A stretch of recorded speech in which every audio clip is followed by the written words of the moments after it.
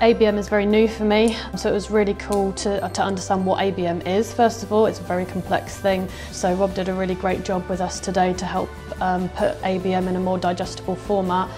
So for me, yeah, I basically learnt what it is, what the process is, and how it can be used effectively in our company. Today's learnings were very practical, really liked the workshop tasks that we had to do. The course was very practical.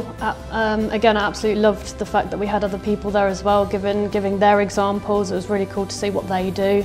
I found today's training really inspiring. It's definitely made me want to go back into work literally tomorrow, go through the marketing plan that I've already produced at Atos and kind of tweak it with this ABM approach. I'd recommend today's course to my colleagues and other marketers, even if they're beginner to expert. I think it's really useful to kind of put it into perspective about all the stages that they should follow.